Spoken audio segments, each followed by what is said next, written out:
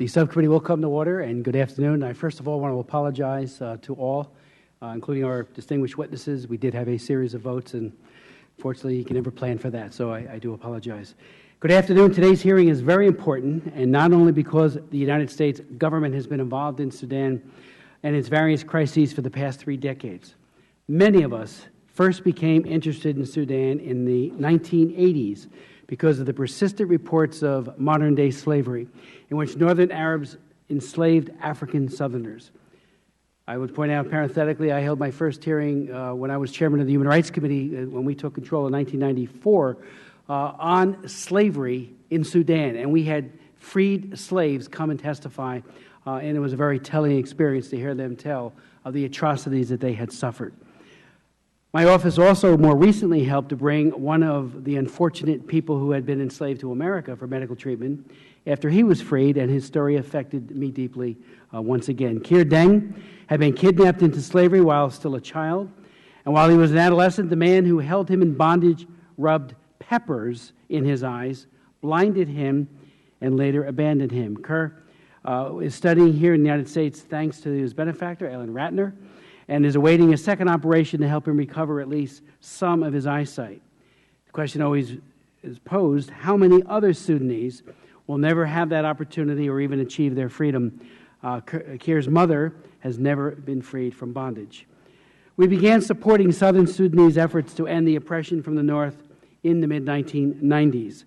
In 2005, we helped, the United States did, both North and South achieve a comprehensive peace agreement to end this long civil war and provide the steps for a mutually beneficial peace and productive coexistence. Unfortunately, the rebellion in the Darfur region distracted from efforts to fulfill that agreement. Khartoum's alliance with the Janjaweed Arabs resulted in mass killings and displacement in Darfur. An estimated 1.9 million people were displaced. More than 240,000 people were forced into neighboring Chad, and an estimated 450,000 people, nobody knows for sure what the real number is, but it's extraordinarily high, were killed. At the time, Congress insisted that this was a genocide. Eventually, the Bush administration concurred, but the United Nations declined to go so far in their terminology, calling what happened in Darfur crimes against humanity. A peace agreement between the main rebel force in Darfur and the government of Sudan was signed in May of 2006, but it did not last. In fact, no sustained agreement has been reached between the government and Darfur rebel groups, partly because these groups have continued to split and form offshoots, but also because the Khartoum government has not appeared willing to resolve the Darfur situation constructively. In June of 2005, the International Criminal Court initiated an investigation that resulted in arrest warrants for Sudanese President Omar Bashir and 3 other government officials and militia leaders. None of these warrants have been served, none of the 4 have been taken into custody, and the government of Sudan has refused to cooperate with the ICC. Meanwhile, the CPA remained unimplemented. In January of 2011, South Sudan, which had been a semi-autonomous region of the country since the signing of the CPA, voted in a referendum on whether to remain part of Sudan or become independent. Having been marginalized and mistreated for decades, it was not surprising that Southern Sudanese voted overwhelmingly at the level of 98.8% to become an independent nation.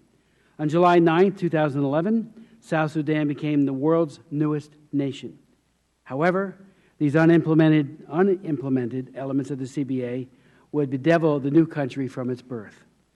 A referendum in the disputed Abyei region and consultations on the status of Sudan's southern Kordofan and Blue Nile states were never completed. In May of 2011, Sudanese armed forces assumed control of the towns in Abyei, quickly forcing at least 40,000 residents to flee. Within weeks, fighting spread to southern Kordofan and Blue Nile states as Khartoum sought to crush the Sudan People's Liberation Army, North, which had fought with Southerners in the North-South Civil War. Northern attacks on residents in those areas continued unabated. Last year, Sudan and South Sudan engaged in a conflict over oil supplies from the south, involving allegations that Khartoum was undercounting the level of oil flow to cheat South Sudan, as well as the southern seizure of the oil town of Heglig. Again, this dispute was largely the result of unresolved issues from the CPA. South Sudan continues to be engaged in a conflict that began last December, despite a cessation of hostilities agreement. Thousands have been killed, tens of thousands have been displaced. Exact figures are constantly shifting because this conflict continues. I will soon introduce a resolution offering a sequenced approach to reaching a lasting solution to this newest crisis. This conflict also is a result of too little attention paid to the warning signs because of a preoccupation with one of the many other crises in the two Sudans. Over the last 3 decades, I and other members of the subcommittee and subcommittee chairs have held numerous hearings on Sudan, and of course we've all traveled there. Mr. Wolf, who is joining us from the Appropriations Committee, was there back in 1989, and I think even before that, but certainly in 1989, and it's been a steadfast voice and a power in trying to bring relief to that troubled region. In fact, too often, however, each crisis is seen as a problem unto itself when these things break out, unrelated to other issues, and we move on to other things, it seems, even notwithstanding the good work of our special envoy. In fact, successive administrations and Congresses, advocacy groups, and humanitarian organizations have focused so much on individual crises and issues that no one has created a panoramic view which shows us all the individual crises and how they interrelate with each other. This stovepiping of government policy and public attention and focus and prioritization has meant that long-term solutions have been neglected while short-term eruptions have had to be dealt with. In reality, the two Sudans are inexorably linked, and no crisis in either can be resolved successfully without taking into account the entire Sudan-South Sudan panorama. We must end this cycle of myopic policy formulation based on the crisis of the moment and adopt a longer-term holistic vision of what the best interest of the people of Sudan and South Sudan demands, indeed what would be in the best interest of the entire region. As we have learned in our subcommittee hearings on the Sahel crisis last May, Islamic extremists have their sights set on making inroads wherever there is conflict across the belt of Central Africa, stretching from Senegal to Sudan and beyond. Continuing unrest in the two Sudans only serves to provide training grounds or bases of operation for terrorists. Hardened ethnic conflicts can spread to long-term enmity that no peace agreement alone can resolve. Hopefully, this will not be the case in South Sudan, but that conflict is headed in that ominous direction. 2 years ago, I held a hearing in my office, a meeting, I should say, in my office, with representatives from Sudan's Nubian, Darfuri, BJ, and Nuba communities, who all believe that Khartoum is engaged in a long-term effort to exterminate non-Arab Sudanese. Have we missed such a pernicious campaign while hopping from one crisis to another as each appeared? The purpose of today's hearing is to examine current U.S. policy towards Sudan and South Sudan to see how we can unify our policy in order to more effectively and long-term running tragedies that appear to get worse despite all the attention to which we pay them. This involves more than what the Department of State and other executive agencies do, and even what Congress can do. Advocacy and humanitarian organizations also must join the government in seeing the forest and not just the trees, so to speak. And let me also say the importance of engaging the faith community remains a very important component if we are to bring or help bring a lasting and sustainable peace to that troubled part of the world. I'd like to now yield to my friend and colleague, Ms. Bass, for any opening comments. Thank you, Mr. Chairman, for today's hearing. And as always, thank you for your leadership on this issue. I want to thank our witnesses today. I had the pleasure of working with the U.S. Special Envoy before he was the Special Envoy, but when he was the Ambassador to Ethiopia. So it's a pleasure to see you here at the committee today. The U.S. engagements in the Sudan, government officials in both diplomacy and development have faced tremendous challenges in devising holistic and unified approaches to grappling with each nation's concerns. These include, of course, issues of governance, human rights, international justice, and the seemingly intractable conflicts that continue with tragic consequences in the Sudan and South Sudan. The context of the post-9/11 world heightened these challenges as our government increasingly focused on regional stability in East Africa and the counterterrorism cooperation of regional governments, including the government of Sudan. In dealing with these varied obstacles, U.S. foreign policy efforts have often been crafted to address specific issues, which in some instances raises the question of our approach, and my question as to whether or not it's actually been problematic. For example, focusing on the status of Abyei, the conflicts in Darfur, and the Blue Nile, often at the expense of broader comprehensive approaches which seek redress of the root causes of conflict in South and in Sudan. So addressing the crisis individually as opposed to looking at both nations together. The separation of Sudan and South Sudan, these root causes continue to stoke internal conflict, threaten regional stability, produce hundreds of thousands of refugees and IDPs, and bring about massive loss of life. I hope today from the witnesses that we can learn the lessons of the past and formulate new ways to work through our special envoy and his international counterparts, as well as regional bodies such as IGAD and the AU, to find sustainable solutions which bring peace, stability, and economic growth to Sudan and South Sudan. I'm, of course, committed to continuing to work toward these ends and look forward to engaging my colleagues here in Washington and on the continent to make this a reality. Ms. Bass, thank you very much. I'd like to now yield to Chairman Frank Wolf. Thank you, Mr. Chairman, and I want to second what Ms. Bass said about you. I appreciate your good efforts, and I think you've probably done more on this issue and most issues than any other member of the Congress since I have been here. I am not a member, and I have an appointment at 3 o'clock, but I want to put on a record a question that I hope that someone would follow up on. On December 30th, Mr. Booth, Ambassador Booth, I wrote Secretary Kerry urging that the administration, and at that time it was at a crisis point, December 30th, and now we're ready to come into March, urging that the administration enlist the aid of former President George W. Bush and his team at the Bush Library, whose administration was absolutely pivotal in birthing South Sudan. I was there in 2005 when Colin Powell and John Danforth was with President Bush, where they appointed the special envoy that led to the new South Sudan. I noted that South Sudanese President Salva Kiir's trademark black cowboy hat was in fact a gift from President Bush. President Bush and his team forged lasting relationships with Salva Kiir and the South Sudanese leadership, and would be well positioned with a full blessing, obviously, working under you, working under Secretary Kerry, working under the President, to engage in diplomacy and rebuilding the efforts at this critical time. I've had a conversation with senior administration officials over the last 2 months, yet nothing has happened.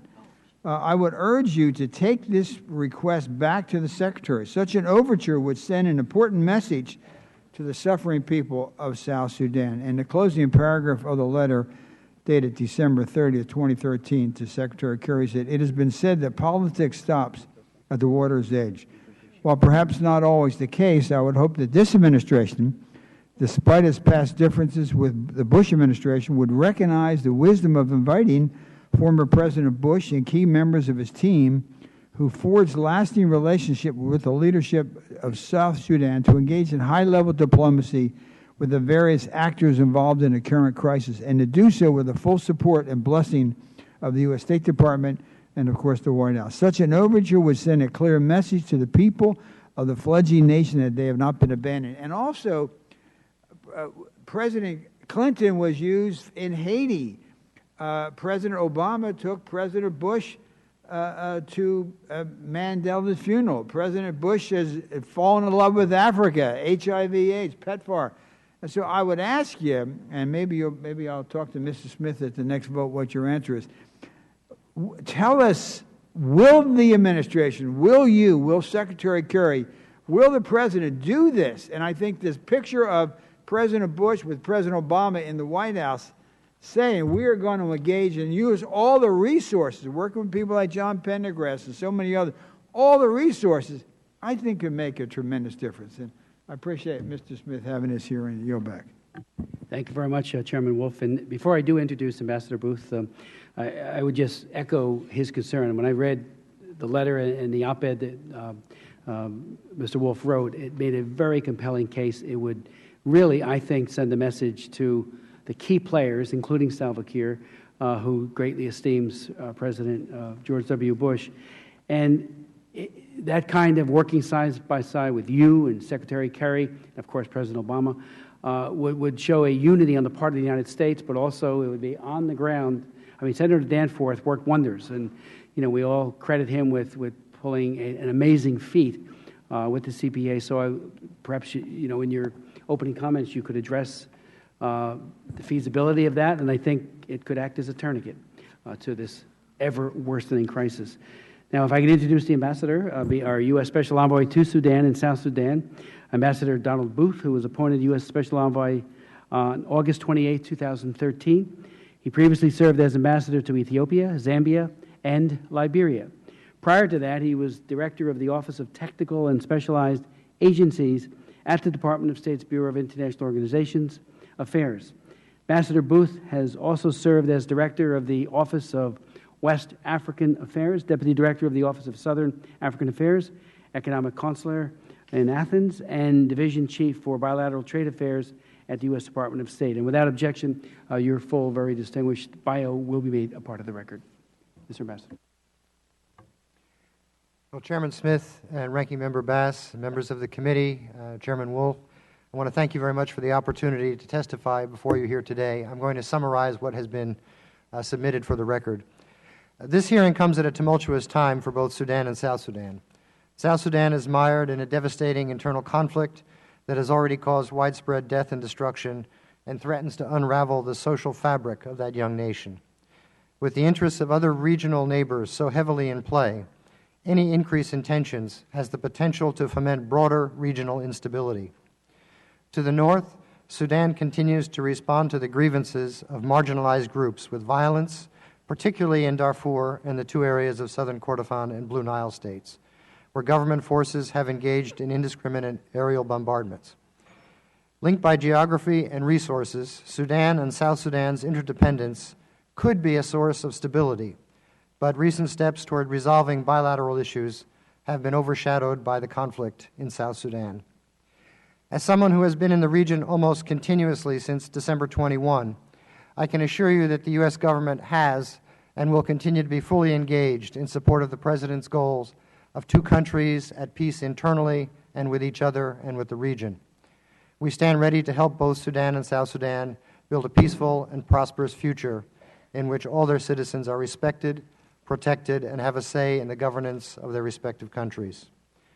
On South Sudan, 3 years after its historic referendum for independence, South Sudan is again riven by conflict, not with Khartoum, however, but with itself. This is devastating for all of us who hope to see it escape the terrible cycles of violence that marked its past. The cessation of hostilities signed by the parties on January 23rd was a critical step, but unfortunately both parties have continued to violate this agreement. A true cessation of hostilities is our most pressing priority, and we are providing significant support to the Intergovernmental Authority on Development, IGAD, the monitoring and verification mechanism that they lead, which will monitor the cessation of hostilities and identify violators. We're also deeply focused on moving the parties to a meaningful and inclusive political discussion of the root causes of the problem. Looking back, the government attempted to contain intercommunal violence without fully committing to the hard work of addressing its causes. On top of this, the government in South Sudan progressively reduced the space for political competition within and outside the ruling party, as well as for the independent media and civil society. IGAD mediators have proposed a meaningful political dialogue between the two sides, with broad representation of others in South Sudanese society. Their premise, one with which I agree, is that a return to business as usual with a quick fix, political accommodation for the main protagonists will not restore peace. Peace will require a process of national reconciliation and a transparent mechanism for accountability for gross violations of human rights committed during the conflict. The African Union is establishing a commission of inquiry that will help deliver both justice and reconciliation. Finally, we are pressing all parties in South Sudan to permit immediate and unconditional humanitarian access to the hundreds of thousands of South Sudanese who are the real victims of this violence. The humanitarian crisis will only intensify in the coming months with the coming of the rainy season. And to help, the United States has already committed close to an additional $60 million in life-saving humanitarian assistance, and we have sent our disaster assistance team into South Sudan to assess what additional needs to be done. Now, on Sudan-South Sudan relations, I'd like to note that in the months just prior to the conflict, there were signs of an improving relationship between Juba and Khartoum, and it appears that Sudan has so far played a constructive role with the IGAD-led mediation. But greater involvement by Sudan could cause friction with other regional actors, as well as opposing sides in South Sudan, and we will continue to press for restraint. There are still unresolved issues between the two nations that cannot be allowed to fester. They need to implement the September 2012 agreements and also endeavor to resolve the final status of Abyei. Now, turning to Sudan, as I mentioned, the country continues to suffer from internal conflicts. Economic and social tensions last fall, as a result of cuts to subsidies, resulted in the largest protest seen under the National Congress Party's rule. Unfortunately, the government responded with a violent crackdown on the protesters, resulting in hundreds of deaths and injuries. In southern Kordofan and Blue Nile states, despite the resumption of talks between the SPLM North and the government of Sudan earlier this month, fighting continues. And I will continue to work with both parties, as well as the umbrella opposition group of the Sudan Revolutionary Front, to urge them to achieve a cessation of hostility and humanitarian access. In Darfur, peace remains elusive as violence and insecurity have increased. Last year alone, more than 500,000 people were newly displaced, primarily as a result of intertribal conflicts and lawlessness. The United States has provided $7 billion to date in humanitarian transition and reconstruction assistance to the people of Darfur, and we continue to press the Sudanese government to allow greater, more open humanitarian access and to engage with all parties in Darfur toward a comprehensive political solution. Against the backdrop of continued conflict and repressive response to public demonstrations in September, we do take note of President Bashir's speech of January 27, in which he called for an inclusive process to redraft the Constitution, a process that would include both armed and non-armed opposition groups, and that would address issues of peace, economic development, political reform, and a dialogue about Sudanese identity. The world will be watching Sudan carefully to gauge the seriousness of this initiative, which, if truly holistic, inclusive, and comprehensive, offers an opportunity to address the underlying causes of Sudan's tragic history of war between its center and its periphery. Along with other senior U.S. government officials, I have endeavored to coordinate international engagement with key partners such as China, the United Kingdom, Norway, the African Union, the European Union, Ethiopia, Egypt, Qatar, and Russia, among others. While it is critical that we continue engagement, improvement of our relations with the government of Sudan will continue to be predicated on genuine and sustained improvements in how Sudan treats its citizens and adheres to its international obligations. So in conclusion, despite the horrendous conflicts that have continued and erupted over the past months, opportunities for peace do exist. The government of Sudan can make the choice to undertake a truly comprehensive and inclusive constitutional process and national dialogue on the country's future. Similarly, the government of South Sudan has a crucial opening to establish an inclusive, peaceful nation representative of all.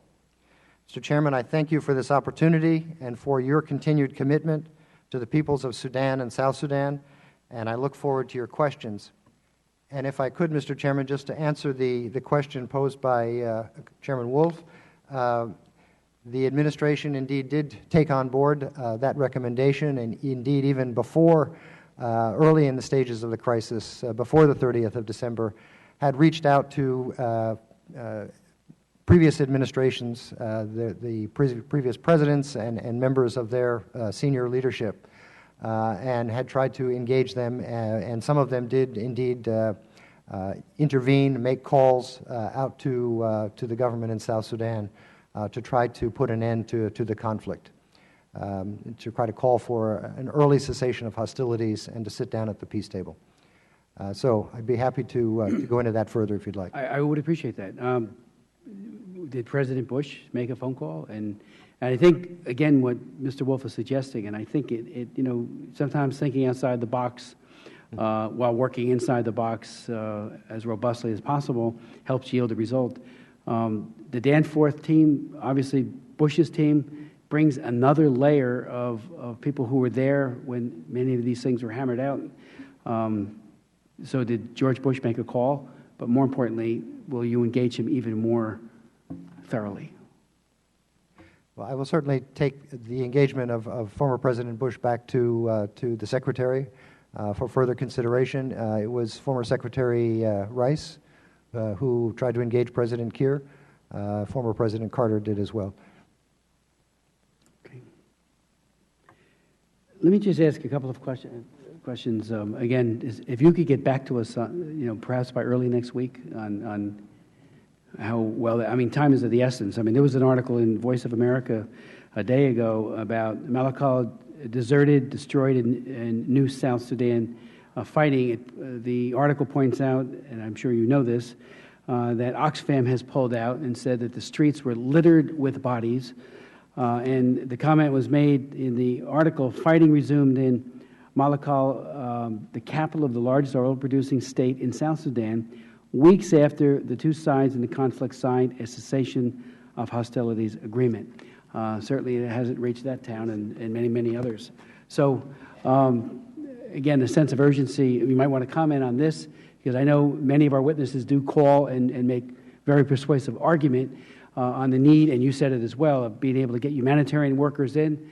People are being killed, absolutely innocent women, men, and children who happen to be Sudanese or visitors there, perhaps even some Americans. But now we have Oxfam and others pulling out. So if you could maybe speak to that now, Mr. Ambassador.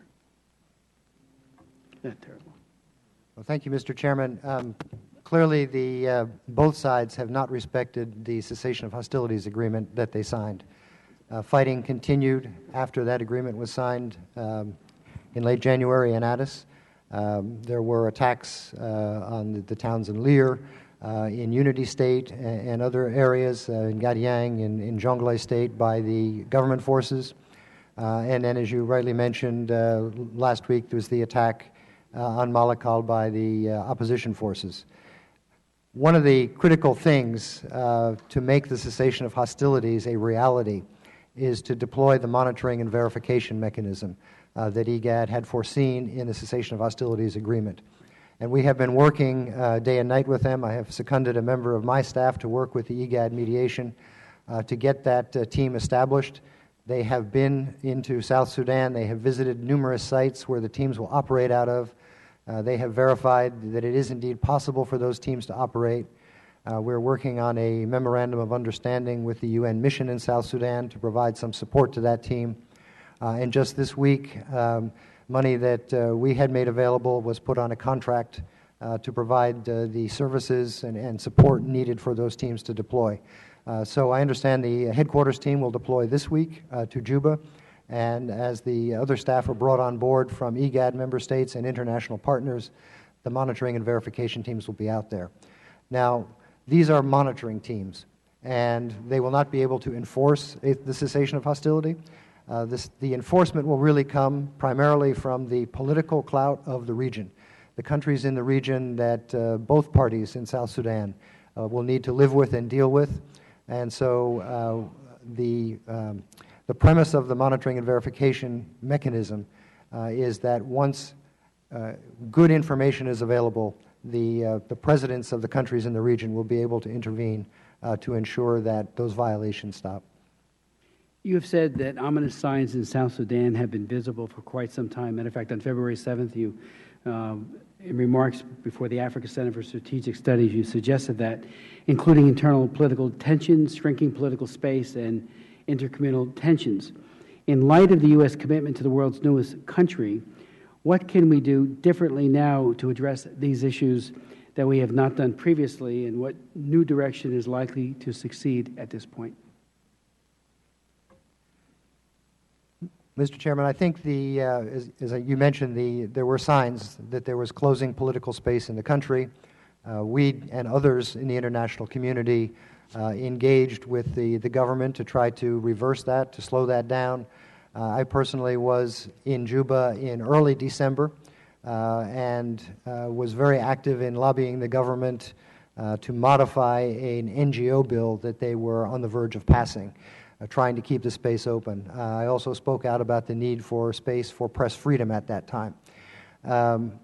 Now, clearly, the issue is not sort of what more might have been done, but what can we do to avoid a repetition of this?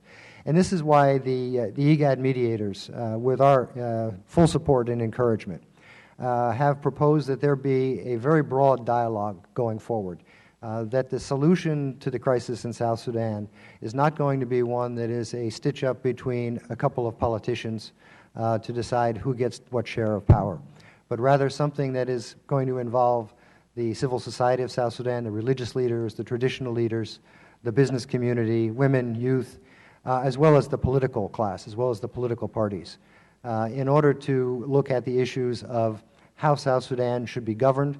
There is already a constitutional process underway that needs to be revised and reinvigorated. That's one of the proposals from the IGAD mediation.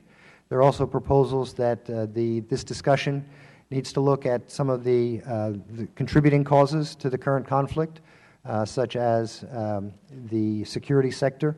The SPLA became a military force which continued to grow after independence as more and more militias were incorporated. Can the security sector be reformed so that you don't have an army that at the first sign of trouble will fracture, as the SPLA did on the night of the 15th of December and subsequently? Issues of financial accountability, transparency, allocation of resources that the government does have, and how do they actually get out to benefit more broadly the people of South Sudan. Those are all issues that have been put on the table by IGAD. We fully support that, and we believe that by addressing all of those issues with a broad range of stakeholders from South Sudan to reach a consensus, or at least a sufficient consensus among those stakeholders on the way forward will be what will address these ongoing issues. There will also be a need, frankly, for an accountability and a reconciliation process. People need to know what was done. Those most responsible for gross violations of human rights will need to face justice, but there will above all need to be a reconciliation process among the communities. This is something that has been an issue in South Sudan, is tensions between ethnic groups. It's an issue that we were working on before the conflict. We spent a lot of time, particularly over this past summer, in dealing with the crisis in Jonglei State, which was a conflict there between ethnic groups. And we will continue to try to work on this issue of reconciliation. Mr. Pastor, are faith leaders actively involved in the reconciliation part and the pursuit of peace? Are they included in the discussions? Most definitely. In fact, there were a number of the religious leaders from South Sudan who came to Addis Ababa to talk with the mediators, to talk with the delegations that were there. When I was in Juba in late December, I met with several of the religious leaders and was probing with them for their views and how they might be able to contribute. The religious community has long been a respected pillar of South Sudanese society, and I think definitely needs to be part of any ongoing efforts at both reconciliation, but also at addressing the issues of governance and the Constitution. Mr. Akwe from Amnesty International points out that Darfur is awash in small arms, and he says that the UN Security Council needs to immediately expand the current UN arms embargo to cover the whole of Sudan in order to stop military and related supplies reaching all parties to the conflict in Darfur. Is that something that you're looking at? Do you think should be done? Well, thank you, Mr. Chairman. It is indeed something that we think should be done, and it is something that we have proposed in New York in the Security Council. We have unfortunately not had cooperation from some of the other permanent members of the Security Council, and so we have not been able to succeed in expanding that. But we believe that the arming of so many people in Darfur is indeed what is contributing now not just to the organized fighting between tribes, but also the general lawlessness in the area. Among his many suggestions and recommendations, Mr. Prendergast points out that Eritrea needs to be investigated. Let me do his exact quote so I get it right. For its support of the opposition forces, are arms flowing from Eritrea? We have certainly heard those allegations, and we are trying to verify whether there's any reality to them. They have been brought to our attention by the number of governments in the region. There's certainly a concern about regionalization of this conflict. And it's not just Eritrea, but it's the potential for this conflict, as I mentioned in my opening remarks, to spread because of the fundamental interests that the neighboring countries have in the region. And so we're working very hard to try to get this conflict contained without the intervention of outside forces.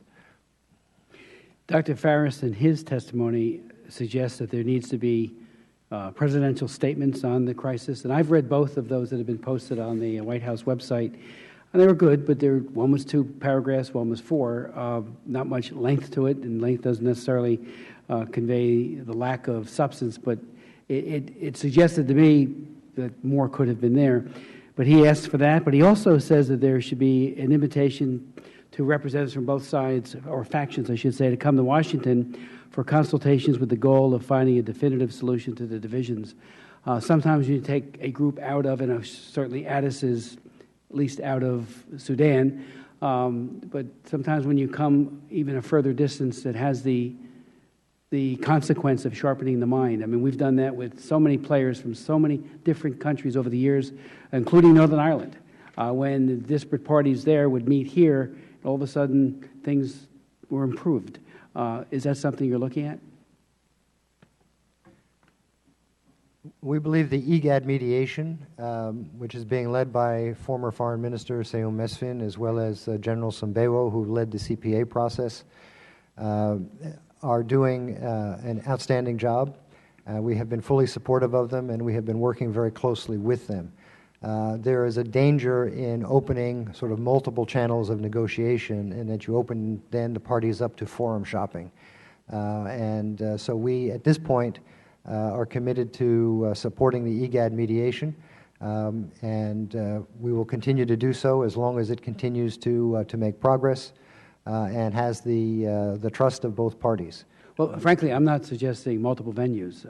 I mean, he is recommending, and it sounded like it had some merit to it, that the idea of bringing people here, perhaps to the White House, where things could be, the ball could be moved further down the field. Well, we're certainly open to all ideas, and we can take that under advisement. Appreciate that. Could you also tell me when the last time you briefed the President personally on matters relating, was it in the Oval Office or was it by phone, and when was that? I believe the date was the 24th of January, and it was in the Oval Office. And is it your recommendation that the President should call the players, including Salva Kiir? We've had many calls to Salva Kiir, as well as to Riek Machar, by senior administration officials, and we're calibrating when we need to use which official to try to move an issue at the particular time.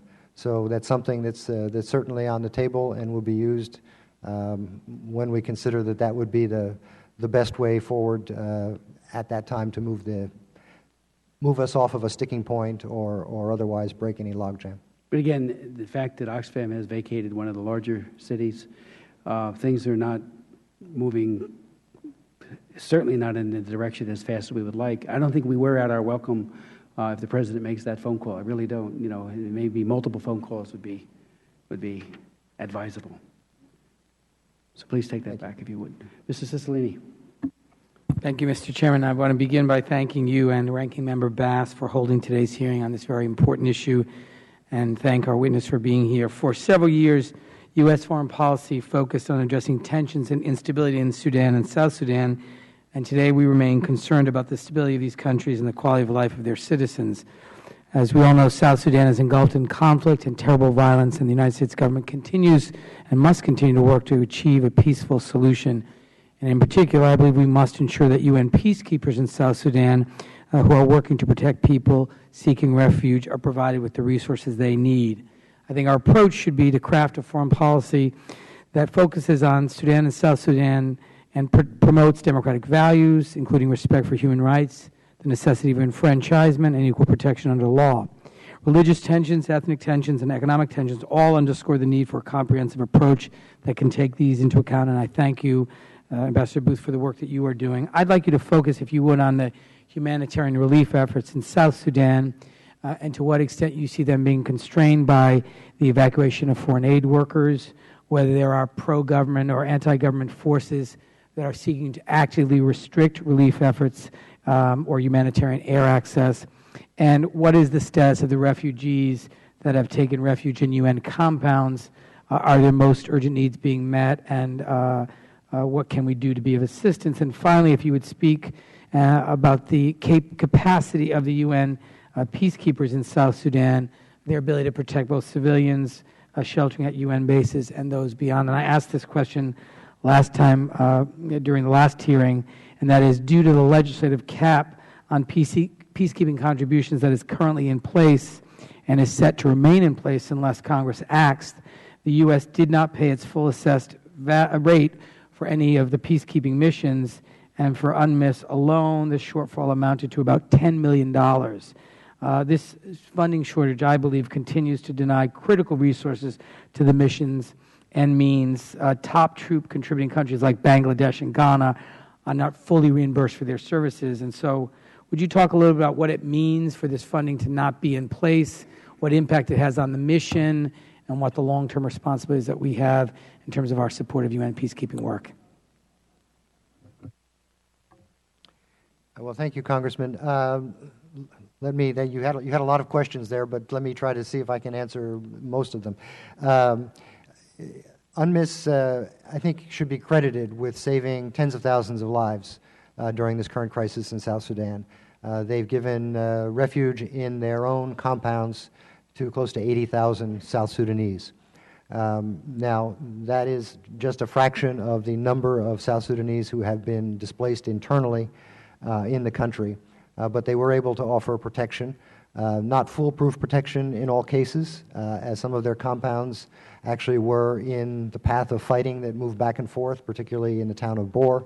And so the administration and other members of the Security Council voted in late December to increase the troop ceiling and the number of formed police with the UNMISS mission, almost doubling the size of the mission to give it capacity.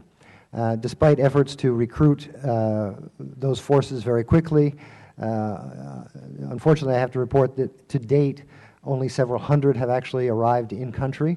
More are on the way, but it does take a number of the troop contributing countries, those countries willing to contribute, time to organize their forces, provide the appropriate equipment, and get them transported to theater. I think the top priority of the UN mission in South Sudan or three, really. One is the protection of civilians, including the protection of civilians in their own compounds. Two is to monitor the human rights situation and report on it. And there was an UNMISS interim human rights report that was just issued, I believe, the end of last week. And then three is that of assisting the rest of the UN community there and others in ensuring humanitarian access to those in need. The UN, I think, has estimated that the humanitarian need in the country will be about $1.27 billion this year, of which only about $225 million has been pledged to date. So there clearly is, if the UN estimates are accurate, and we have no reason to challenge them at this point, there will be a funding shortfall in providing humanitarian assistance. Our embassy has been drawn down to de minimis staffing, but the first people that we sent in addition to the de minimis staff we have there, was our disaster assistance team, our DART team. And they went in and they spent over a week working with the UN and others to come up with a plan and an assessment of what needs to be done and how to get it done.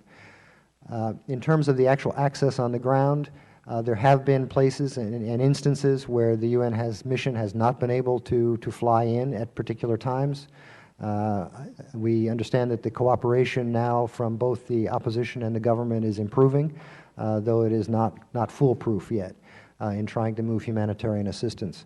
There's an urgency to all of this, as South Sudan will soon enter its rainy season, and if particularly bulky items, heavy items such as food, cannot be pre-positioned in time, this will result in either having to deliver this in a much more expensive manner by air, or that people will be on exceedingly short rations.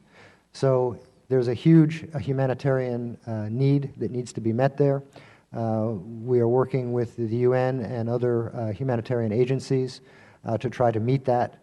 And actually the humanitarian access was one component of the cessation of hostilities agreement, and one that we indeed will hold both the government and the opposition to their word on that, to allow humanitarian assistance. Would you just spend a moment and speak about the UN peacekeeping, the funding, and our failure to pay the assessed amount, and what impact that's having on both the participation of other countries and our position in that part of the world? Well, I'm not the expert on the UN peacekeeping budget. I would really ask that I may perhaps pass your question to our International Organization Bureau that we work very closely with, obviously, and perhaps have them come back to you on that impact, as they're the ones who are working through the Department of Peacekeeping Operations in New York, and would have a better sense of what the impact of the shortfall of U.S. funding is. Thank you. Thank you, Mr. Chairman. I yield back. Thank you. Mr. Ambassador, thank you very much for your testimony, and we'll have some additional questions that we'd like to submit for the record, and if you get back to us as quickly as possible.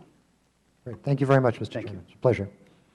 I'd like to now introduce our second panel, beginning first with Mr. John Prendergast, who's a human rights activist, best-selling author, and co-founder of the Enough Project, an initiative to end genocide and crimes against humanity. He has worked for the National Security Council under President Clinton, the State Department, and in several congressional offices. He has also worked for the National Intelligence Council, UNICEF, Human Rights Watch, the International Crisis Group, and the U.S. Institute of Peace. He has helped fund schools in Darfurian refugee camps and helped launch the Satellite Sentinel Project with actor and activist George Clooney. Mr. Prendergast has worked for peace in Africa for more than 25 years and has frequently appeared before our committee to provide his expert advice. We'll then hear from Dr. Walid Faris, who is Co-Secretary General of the Transatlantic Legislative Group on Counterterrorism, a position he has held since 2008. He has also been an advisor to the U.S. House of Representatives Caucus on Counterterrorism since 2007. He is an expert on conflicts and terrorism and lectures on campuses nationwide as well as internationally. He has testified before and conducts briefings in Congress, the European Parliament, and the European Commission, the UN Security Council, the U.S. Department of State, and other foreign ministries worldwide. Again, for 25 years, he has written books and articles on various developments in Sudan and South Sudan. We'll then hear from Adote Akwe. He has rejoined Amnesty International. He's the managing director for government relations and a senior policy advisor in 2010 for CARE, where he worked as regional advocacy advisor in Asia. Before joining CARE, Mr. Akwe worked with Amnesty International for 11 years. He also served as Africa Director for the Lawyers Committee for Human Rights, now Human Rights First. Prior to that, he served as Research and Human Rights Director for the American Committee on Africa and the Africa Fund. Mr. Prendergast, please proceed. Thank you so much, Mr. Chairman, and thanks for the chance to address this subcommittee and for both of your steadfast concern for the people of Africa for many years. I just returned last week from South Sudan, and I saw the aftermath of some horrific atrocities perpetrated by both sides in this conflict. And I also, in 2013, went to the Darfur-Chad border, as well as into the Nuba Mountains, in the rebel-held territory in Nuba Mountains, and met with the survivors of equally horrific atrocities. I think Adote will focus on the human rights issues, rightly so, as Amnesty. So I'd like to spend my time just zeroing in on possible solutions. I think the U.S. needs a real peace strategy for both Sudans, something that's much more comprehensive and proactive than the existing approach that we've taken. And I think I'd focus today on just 4 areas: on peace, democracy, accountability, and then the leverage the U.S. needs to build in order to make progress on those first 3. So the first element of a peace strategy for both countries would be, I hate to use this term because of its overuse, but a diplomatic surge. When the pre-referendum crisis was unfolding, the U.S. dramatically upgraded its diplomatic strategy. We had the President, the Secretary of State, the National Security Advisor, and the U.S. Ambassador to the UN all working the issue. We had 3 envoys effectively. We had former then Senator Kerry, who was chairman of the SFRC. We had Princeton Lyman, who then became the special envoy, and we had Scott Gratian, who was the special. So we were all over, full court press, and it paid off. This alliance that was forged included China and other countries to pressure Khartoum into allowing the referendum to occur, averted what many of us worried would be a catastrophic conflict. The same could be said for the Bush administration's efforts during the 2002 to 2005 period, which Congressman Wolf was referring to and you were supporting, in that the full court press the administration placed with a very senior envoy supported by a number of senior Foreign Service officers, one of whom is in the room right now, Jeff Millington, who has experience doing these things. I mean, that model works. So we need to do it. We need to use it. The escalating crises in both of those countries today, I think, demand a similar diplomatic surge. One special envoy, no matter how capable Ambassador Booth is, pales in comparison, I think, to the current diplomatic requirements. The wars in both countries are so complicated, they require their own envoys. And the interplay between these 2 conflicts and the broader region demands a deeper political team upon which these 2 envoys could rely. So either a second special envoy or this kind of approach that's been discussed already today, where a senior political figure, whether it's a former president like President Bush or a former Secretary of State like Secretary Rice, Secretary Albright, Secretary Clinton, these are all people who have a very deep history and a concern with what's happened in Sudan and a direct participation in the history of the events when they served publicly. And so I think that, dispatching somebody like we used for Senator Danforth back in those days, that can make a big difference. Who exactly it is, let's talk about it, but definitely let's put it on the table as something that could really make a difference.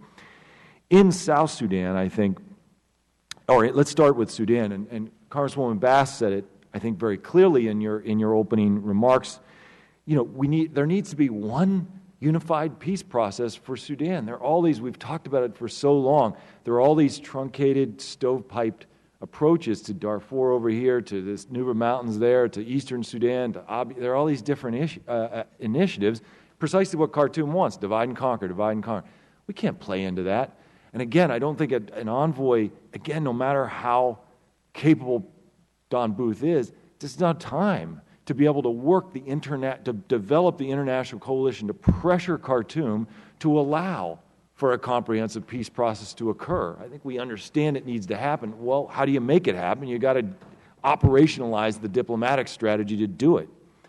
In South Sudan, one of the things I definitely wanted to note is that, well over half countries in the world that are in war go back to war, once they have a peace deal. So this is not crazy and unusual that this is happening in South Sudan. It's a tragedy, but it's somewhat predictable.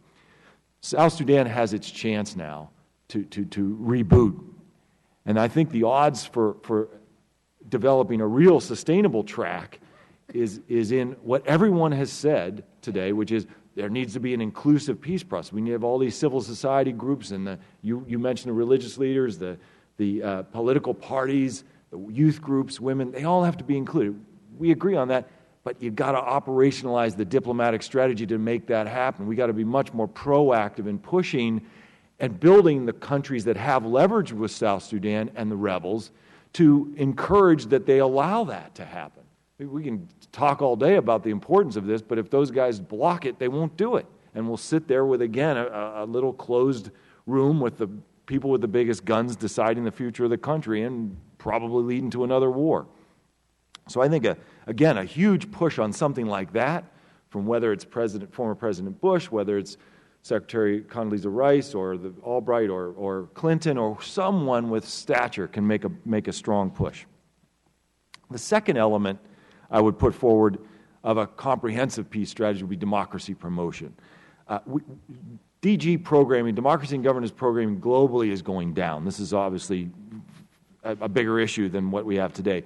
But in Sudan and in South Sudan, both countries, the need to get in there and support and be in solidarity with the civil society groups and the opposition parties and the independent voices, the media, those that are pushing for solutions, is more, I think, vital than ever.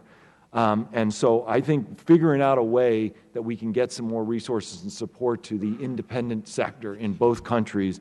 And I know that the USAID grapples with this, and I think, again, with Congress's support, there could be more done in that regard. Third element of a peace strategy is accountability, justice, and reconciliation. I think, again, who disagrees? We have a problem. In Sudan and South Sudan, no one's ever been held accountable for any crime, war crime, or crime against humanity they've ever committed. At least there's a few people who have been issued arrest warrants in The Hague. That's a beginning. But I think particularly now with South Sudan exploding as it has, with these terrible crimes being committed by both parties, ensuring that there is some kind of a mechanism. We suggest in our testimony a hybrid court or a mixed court, where when a justice system of a country, especially an embryonic country, 2.5 years old, is dwarfed by the needs, well, some international support, still South Sudanese led. It's not a violation of sovereignty. It's a support for sovereignty to build up the capacity of the judicial sector to try the worst cases of these crimes, I think would be terribly important. And on the flip side of that, a lot of Africans talk about, and people who work on justice around the world talk about restorative justice. And in South Sudan, for example, when somebody kills someone or when someone steals something, or a community, the restorative judicial mechanism is compensation. So negotiating a form of compensation in this regard, where there's truth-telling about who did what to whom, and then there is some compensation involved, in addition to the more formal accountability measures, is the kind of thing you can see underlying a solution going forward. And then on Sudan itself, another push, whatever the politics are on the ICC, the push for holding those people that have already been indicted, holding them to account. President Bashir is visiting the Congo today. That's a signatory to the ICC. Of course, he'll skate in and skate out with no problem. Redoubling our efforts. Again, another reason why understanding one lonely envoy is not enough for the enormity of these crises. The fourth and final element of a peace strategy is building the leverage so that we can get some of these things done. We often say in a lot of these crises, well, the U.S., we don't have any leverage anymore. We don't have any influence anymore. I just don't buy that at all. And I think what we suggest here is a number of things. First and foremost, you always got to really, really examine what are the incentives and the pressures, what are the sticks and the carrots that can be put forward in this kind of environment. Creating real penalties. When I say creating, I mean they don't exist. You have to create them. This requires imagination, and it requires some real discussion about, well, what would actually hurt some of these folks that are undermining peace or committing terrible human rights atrocities. We have to look at this. And I think so developing those sticks and carrots, and we can talk a little bit about what they might be. Working with other countries that have significant leverage. Let's be honest about it. China has more leverage than anyone. China's dipped in and out of the diplomatic efforts and the peace efforts, in somewhat mildly encouraging ways. In other words, they're not like it was a few years ago where they wouldn't even engage at all. They wouldn't even say that's an internal matter, it's not our business. Their economic stake is so at risk now because of what's happening. They've begun to, out of pure self-interest, get involved in in supporting the negotiations very generally. I'd like to see a senior person from Washington go to Beijing, talk to China about how can we work together on this in limited ways. We have maybe the same end goal, which is peace. What our interests are may be wildly different. Doesn't matter. Let's figure out how we can work together. Going in with China, with the parties in both Sudan and South Sudan, on particular things, even if it's just humanitarian issues, that would make a difference. That would bring leverage. That would build leverage that we don't have now or that we are lacking now. Targeted sanctions is something that I think we need to use more liberally in this case for war crimes and crimes against humanity and folks that are undermining the peace process. So the African Union has already put targeted sanctions on the table for South Sudan. That's encouraging. We need to get behind that very strongly as well and build, again, a coalition of countries that are willing to, so it's not just the U.S. standing alone, build the coalition who's willing to exact a price for those that would commit terrible atrocities to achieve their political objectives. And likely the UN Security Council, once again, will not be amenable to this because of China and Russia. Again, this is where it is. And so we go around it, build the coalition that's willing to do this kind of stuff, and push it and jam some of these actors who are doing undertaking the kind of actions that they are. Sudan has a particular vulnerability, I think, given the loss of revenue from oil, not just the post-2011 loss, but now even more because of the revenues declining even further. They've turned to gold. Last year in 2013, they committed terrible ethnic cleansing crimes in Darfur, in North Darfur, in order to consolidate control or to gain control over the exports of gold from Darfur. At the very least, the U.S. should lead a multilateral effort to target the Khartoum government's lifeline by labeling Sudan's gold as conflict-affected and work with the UN Sanctions Committee to see if there are particular people that are involved in that gold trade that can be sanctioned to hurt their business interests, to hurt their economic interests, and indefinitely working multilaterally to ensure that any offer of debt relief, which many countries are constantly bringing up the possibility of providing debt relief to Sudan, even in the midst of all the terrible atrocities that they're committing, making that debt relief contingent on an end to the wars inside and transformative political reform. Thanks so much for the time that you give me. Very much. Dr. Ferris. Chairman Smith, Madam Ranking Member, Congresswoman Bass, thank you very much for this invitation. It's a pleasure and honor to be speaking to your committee about it. I would like to ask the chairman to add my written testimony to the record. Without objection, so ordered. And anything else you would like to add to the record? Additional papers, whatever. Thank you. Mr. Chairman, over the past 35 years, from 1979 till this year, I have been monitoring, analyzing, publishing about Sudan, North and South, and about the ethnic conflicts taking place inside Sudan. The first work was in 1979. That was in the first war, after the first war of Sudan, before the second one. And my last work will appear in a month in a new book, The Lost Spring 2014. Based on my research, what we'd like to address today is a global strategic assessment rather than going into the actual case-by-case. I know my colleagues have addressed human rights, will also address the humanitarian issue. I divide my findings in three. One, dealing with Sudan, i.e. Northern Sudan, the Republic of Sudan. Two, with regard to Southern Sudan. And three, few suggestions, as you have requested, on how to adapt U.S. foreign policy to these two crises. On Sudan, as I show in map number 2, if you have the opportunity to show it, but at least I will show the chairman.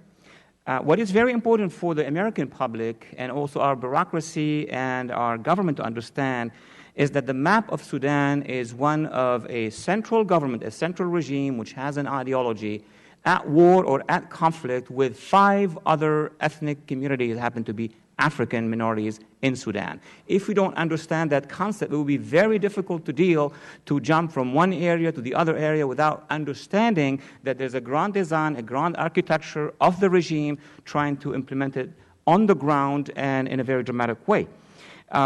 In Sudan, you have the center, of course, which is Arab Sudanese. The regime in that center has an ideology. It's a jihadi regime.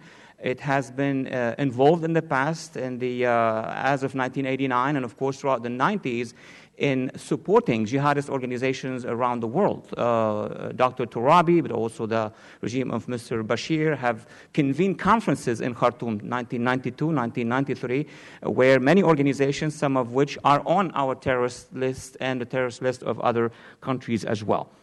The problem is that you have 4 issues this regime is involved with. Number one, it is at war with 5 ethnic communities. One is Darfur, that my colleagues have mentioned. Despite all the agreements on Darfur, the regime is still involved in arming forces and factions against the population of Darfur. The labeling of these are factions fighting against each other is not as much accurate as the regime arming the neo-Janjaweed, because you had the Janjaweed in the past, and now the new forces with a different name to stop the implementation of human rights or a protection of Darfur. Darfur still is an open wound. Darfur is as large as Syria, though in Syria you had 120,000 people killed. In Darfur, more than 200,000 people killed. Then you have the issue of the Kordofan in the south, where the government, the regime, as it was mentioned several times, is conducting air raids. This is a military activity against a civilian population, not just against the SPLM in that area. The regime is also engaged in a third ethnic confrontation with the Nubians in the north, both on the political, on the cultural. What we see common in all these 3-4 ethnic conflicts is the fact that the regime is denying the African identity of these communities. That's the bottom line. It's denying them their school, their languages, their political representation, and as a result, you have a rebellion, as was the case with southern Sudan. Last but not least, the Beja area, which is across eastern Sudan, including Port Sudan. This is a community, an African community, which also is suppressed by this regime. And the fifth group basically is located in between southern Sudan and northern Sudan. Map number 4 would show that. It's the area of Abyei.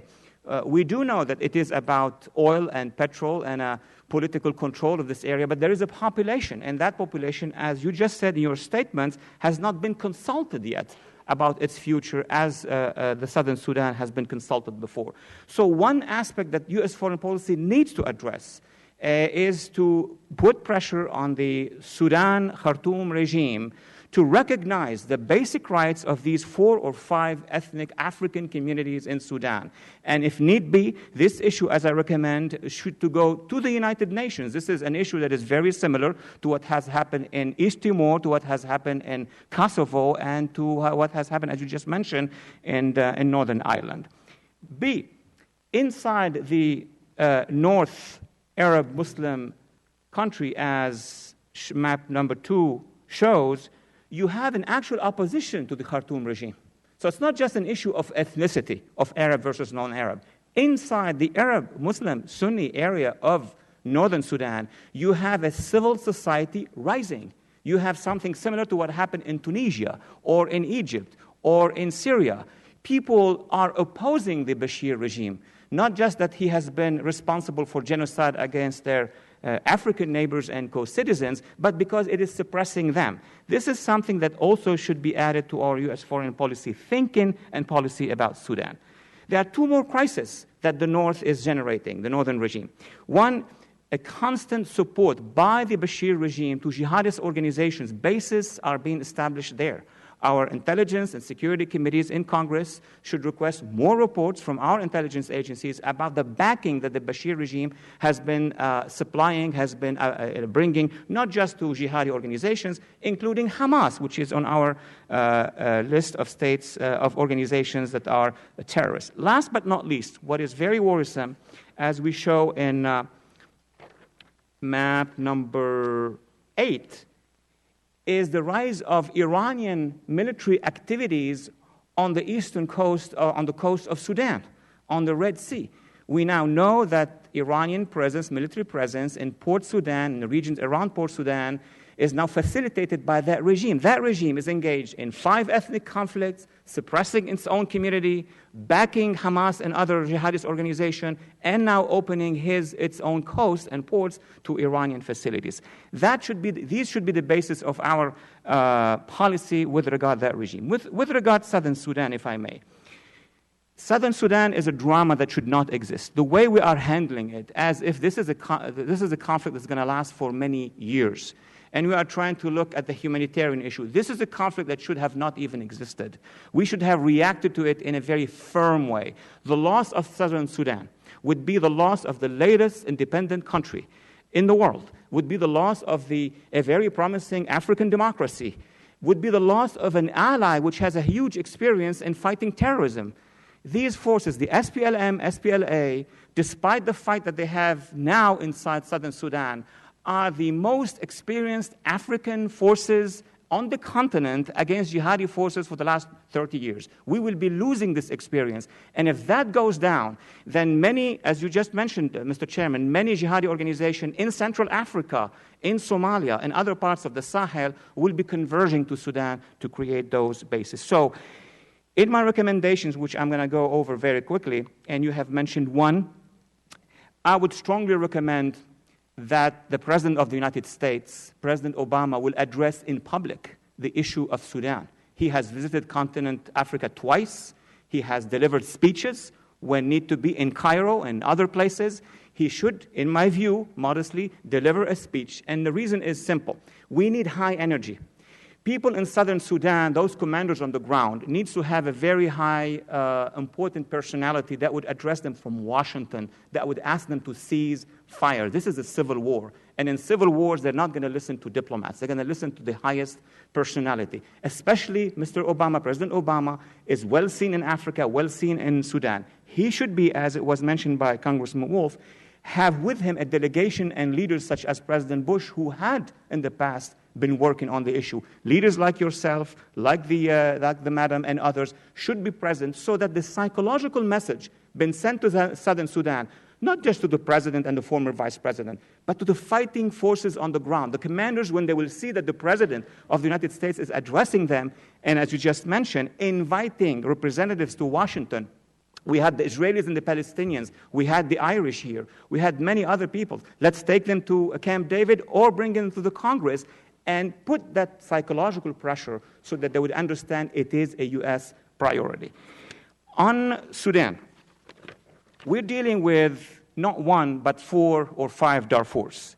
What I would recommend at this point in time is that the president, when addressing the issue of Southern Sudan, would call on Khartoum, would call on Mr. Bashir and tell him, you are under international indictment, and you are responsible for the security and the rights of these 4 African communities in Sudan.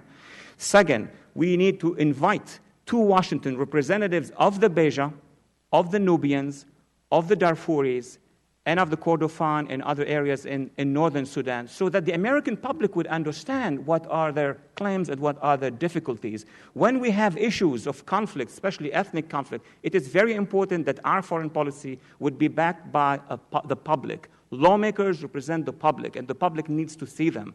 That's why I would recommend as well that there will be another hearing in this committee and other committees where representatives from Sudanese NGOs will be here at this table and then making those statements. Beja people, American citizens, and people from Darfur and people from the Nubians will be actually addressing the American public and explaining their situation. Last but not least, we are funding a significant amount of aid and help to U.S. media. We have Voice of America. We have Radio Free Europe. It is time now that we would instruct Voice of America to start addressing the issue of Sudan using ethnic languages.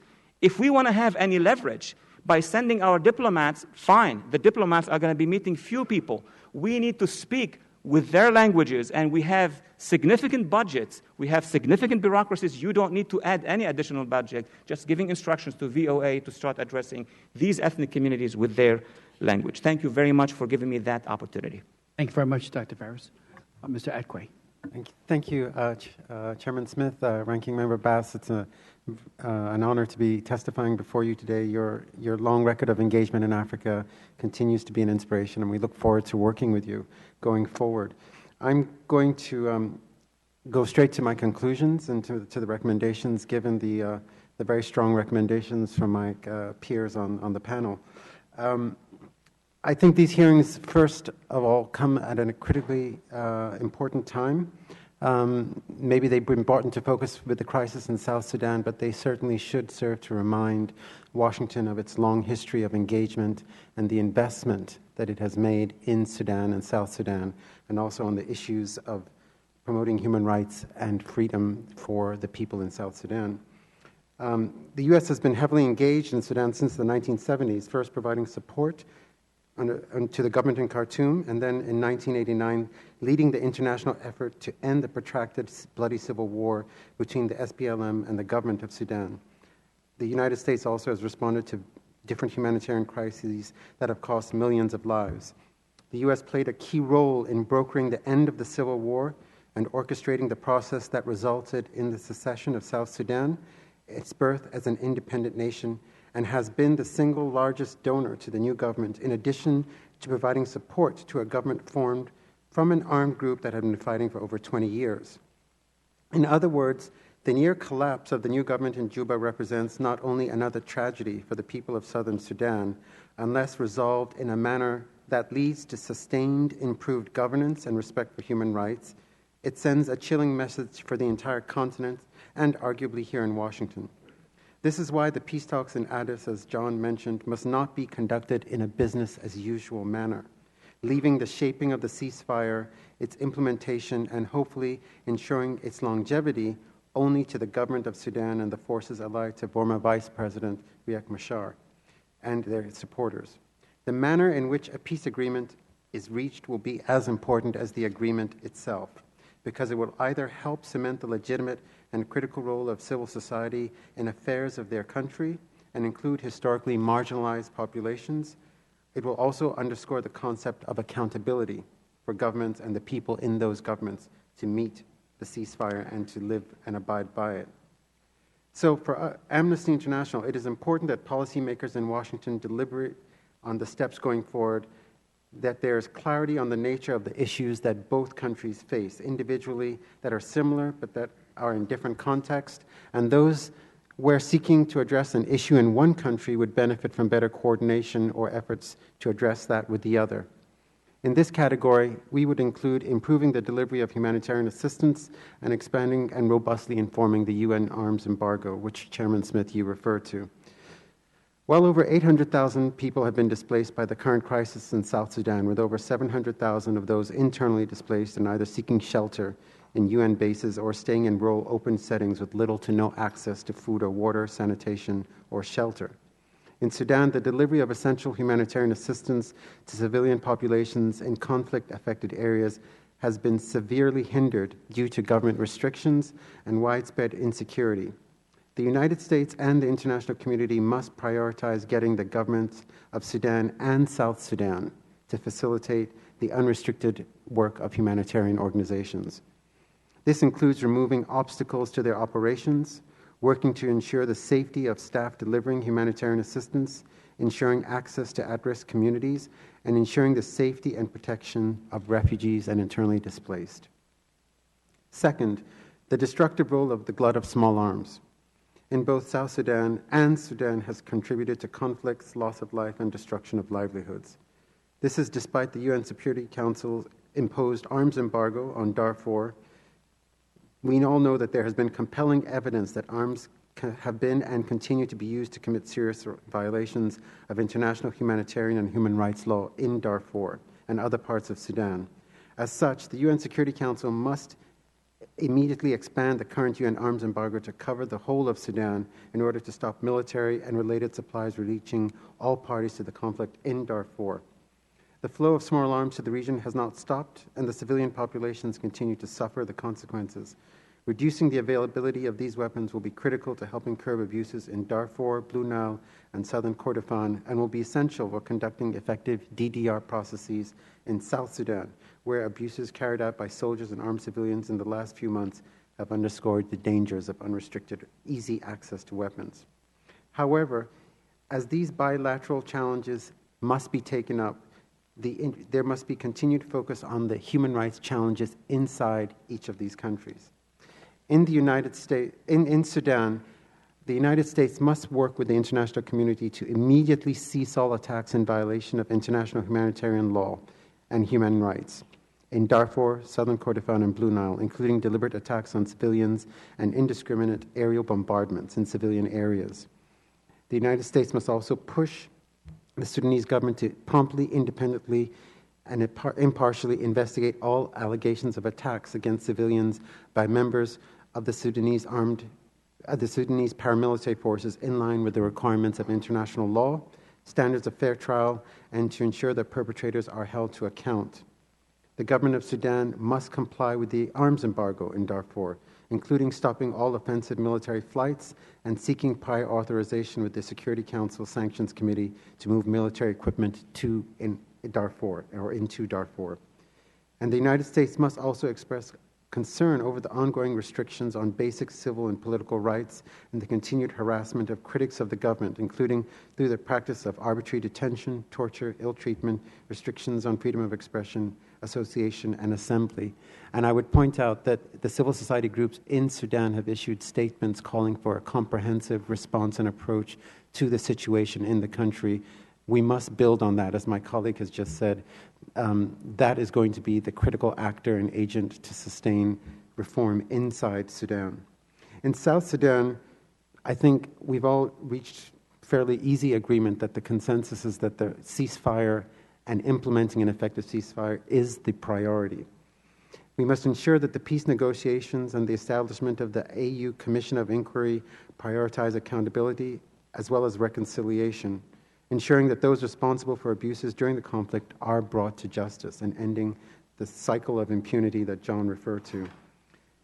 The negotiations in Addis have to be opened up. Representatives of the opposition, representatives of all stakeholders, women, civil society groups, and other marginalized communities must be allowed to participate. And as John said, we must work to facilitate that. There's got to be if there's going to be a lasting peace and ensure that there's got to be broader ownership, and the protection of human rights in the country is helped and strengthened by all of their involvements. I'll thank you there, and we will. Thank you very much, Ms. Akwe.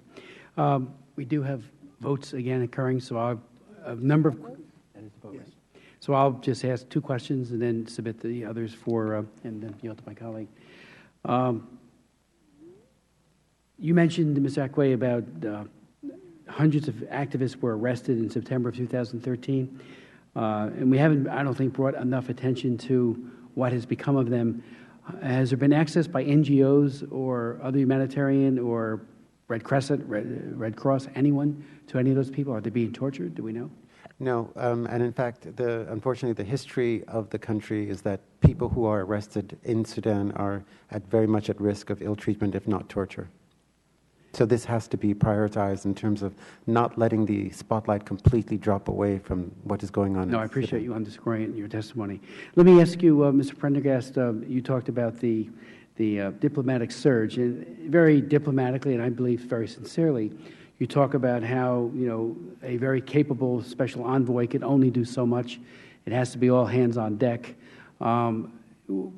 This has to happen now. I mean, it seems to me that we are in an absolute urgent situation. Which way is this trending? I mean, can this get significantly worse in days, weeks, and months if something is not done that would really signal U.S.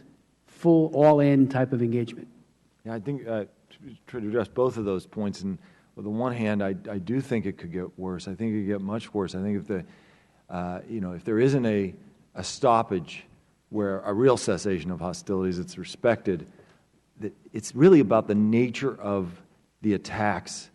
So if there was just two armies battling each other, like we saw in Ethiopia and Eritrea, they fought each other. The civilian damage was not insignificant but minimal, and the losses were to the armed forces. That's one thing. It's not what's happening here. It's not what happened when they fought the war, the North-South War, when there was the intra-South War from 91 to 96. They've attacked each other's communities. When I went into some of the neighborhoods that had been where soldiers from the government had gone house to house looking for particular people from a particular ethnic group, the Nuer, and pulling them out of houses, executing them. I mean, this reverberates throughout the country. And then we went up to Bor after that, and in that place, the rebel groups, particularly led by, sadly, young Nuer people who are recruited into these militias, these paramilitary forces, principally called the White Army. And the kinds of atrocities they committed there, going into the hospital, killing everybody in the hospital, going into the church compound, killing the female pastors, raping and killing, like very, very hard, terrible atrocities that, again, send major signals to each other's communities. So you have this war between a government and an opposition, but you also have underneath that is a developing problem between Nuer and Dinka. And that's, these are politicians using ethnicity as a mobilizing force. And so that's what worries me about things getting worse. So yes, I do believe we need to do more than what we're doing now. What we're doing now in standard diplomatic terms makes sense, but this isn't a standard diplomatic problem. Now, is it time for the President to call Salva Kiir and Machar? Yeah, there's like gradations of things. He should definitely be engaged. We need additional firepower diplomatically to go out. I think all these ideas are good, and let's see if President Bush or Condoleezza Rice or Hillary Clinton or Madeleine Albright or somebody of a significant stature who has a history of doing things positively in Sudan to be deployed out there to bring a message, to push forward for the process to begin in earnest. Ms. Bass. Yes, I'm sorry that we'll have to go because I have at least 100 questions. But just real quickly, one, I just really appreciate, the quality of your comments and recommendations and all. And you mentioned that inside of South Sudan, that there would be a call from folks for a comprehensive response. And I'm wondering with what Mr. Pendergrass said, if that's an example. So in other words, I love the term diplomatic surge. If we really went in with full force, would that be responsive to what you feel people are calling? And then also, with you, Dr. Fares, you described all of the different struggles that are taking place within Sudan. How do you feel that type of response could help? For Southern Sudan, may I recommend a shock treatment at this point in time? As my colleagues have mentioned, we are way beyond the traditional confrontation on a borderline. And the shock treatment, I'm going to repeat one more time. The President of the United States has immense weight in the eyes, not just of the two leaders on the ground, but of the commanders on the ground. They look at him as he's the head of the free world, and if he can include in his speech directed to them, I will make you responsible if you continue to kill civilians. And then we could have our diplomats, former presidents, so on and so on. We need that shock treatment. And number two, we need to invite representatives. I'm not sure at what level, but bringing representatives here, sending that message, that image back by TV into Southern Sudan will create an energy that is different. Because now people are killing people. They think that the international community, the United States, are just sending one diplomat. I would think that having that kind of political representation that speaks directly to these civil society groups would be one of the most powerful things we could do, because it would send a statement to the quote-unquote leaders of the major armed forces that these groups matter, these groups have to be listened to, these groups have a legitimate stake in the future of the country, and you're not the only ones driving the future. And one footnote to that is, part of what you surge diplomatically for is to ensure those voices are at the table and heard, but you also want to surge because in South Sudan itself, the trend line in the year before the conflict started was a closing of space. Freedom of speech, freedom of assembly, all those were under siege. And that space needs to be reopened for people to have the confidence that anything that is agreed to in Addis Ababa can be brought back to the country, and people will have the chance to really build this country with and have a free and fair electoral process that will allow for everyone to be able to participate in an equal way. So I think that's what we're really missing here is the pressure, the high-level pressure that says this matters to us deeply, and in the absence of that inclusivity and those rights, how can you build this country? And you won't get our help because that means it's going the wrong way if you're not doing those things. I want to thank our distinguished witnesses. Again, we'll submit some additional questions to you, but thank you for your expertise, your very significant recommendations, which we'll follow up on. I hope the administration takes to heart all that you've said as well. And without any further ado, the hearing is adjourned.